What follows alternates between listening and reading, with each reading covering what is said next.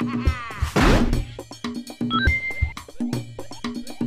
different is the workflow for you as the actors? This is the beauty of mocap, is that we can shoot a huge action sequence in literally 3 to 5 minutes, as opposed to, like you said, who was it that said, it's the acting I do for free, it's the waiting around they pay me for. Because we're already lit, the camera's already set, there's no retouch for makeup or anything else. We may have to adjust some markers every once in a while, but we're able to really, really focus on, is the scene working? Can we deconstruct this? And we can spend, this is the one thing that again, it's a different way of doing things as opposed to, we got to get to these 5 scenes today, guys. It's, let's camp on this one small scene and make sure that it's right. And we get to come back, and there's been several scenes we've come back and gone, let's change this up. Even the thing that we did for the trailer, you saw, that changed. We would change it on the fly. Yeah. I mean, that's the thing, is like we never try to get married to any one idea or any concept or anything we've already rendered.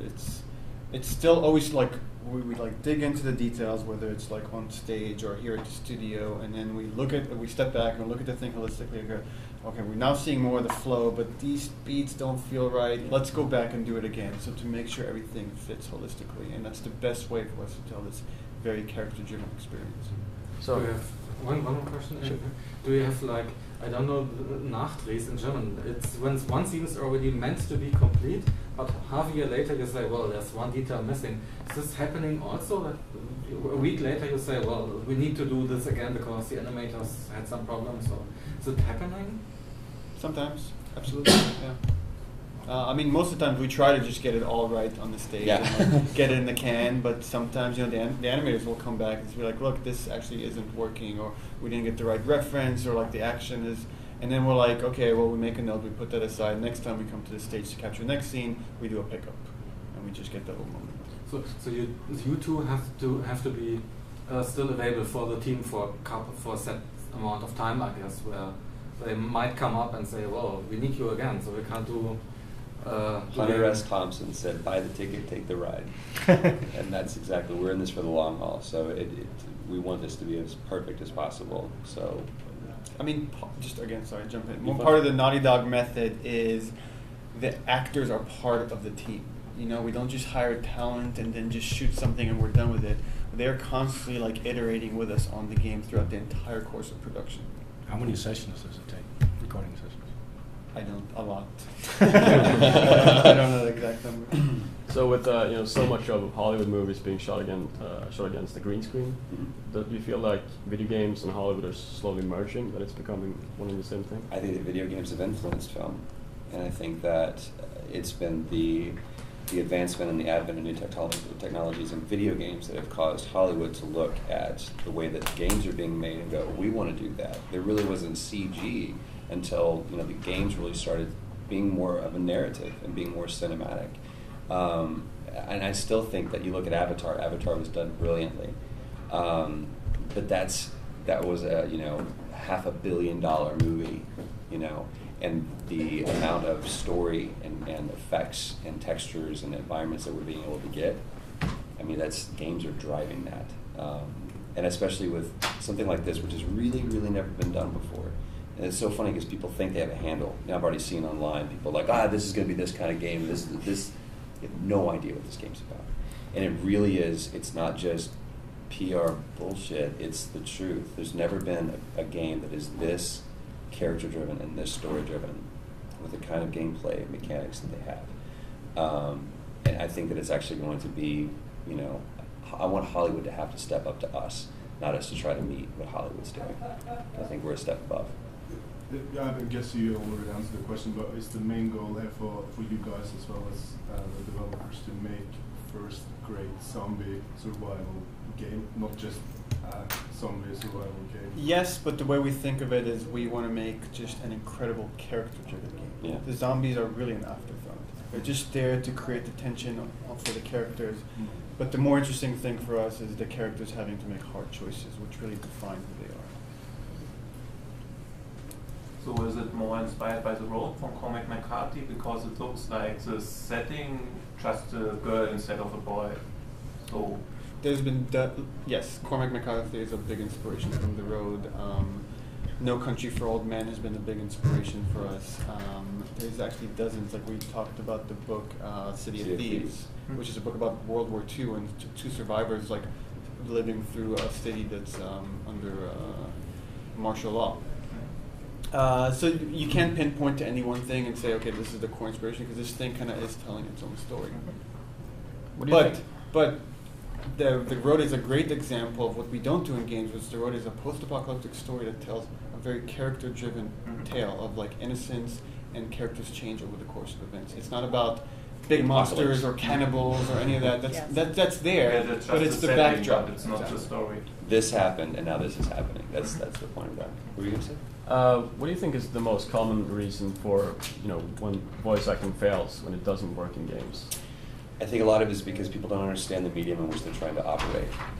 Unfortunately, there's a lot of actors that don't play games. They get the gig because they've got a cool voice, or they'll do the gig and they can assign a name to it. You have to understand the world in which you're operating, because otherwise, how do you do that? I don't understand how you do that. I don't understand how you have the skill set and mechanics to do that. And some people do it very, very well. But I think a lot of it has to do with the writing. There's been several games that, it's, hey, you know how to put words together in a sentence, you write the game. And then everyone else is worrying about building huge set pieces and making sure that everything blows up right, as opposed to really focusing on the fact that we're trying to tell a story. And then you get actors in there that will act against nothing else, just by yourself. Well, what's the context? Read the line. That's all we need you to just read that line. So there's several different ways to do it. There's only one appropriate way for each game to do it. Some games it may work great, other games it doesn't work at all. But I think, I don't want to cite examples, there's a specific game in my mind that I think the concept, the story, the characters, everything were awesome. The execution failed miserably because it was probably the most abhorrent, atrocious voice acting I've ever heard in my life. I'm curious. I know you are. And, Don't do it. I won't. And I respect the developer and I respect the game. And I was so excited to play the game, but honestly, I stopped playing because the voice acting was so terrible. I'm biased, obviously. I'm going to look at it under a microscope and go, I would redub the game for free. But it's a lot of it is because people didn't understand, or it wasn't their natural habitat to be doing that. And I think it's going to cause people to step up as an actor, to go, if we want to do this, this isn't a joke, this isn't Kittyland, this takes a serious skill set to be able to pull off. Are you even thinking about doing a localization of the game for other countries? Because you're supposed to fuck it up.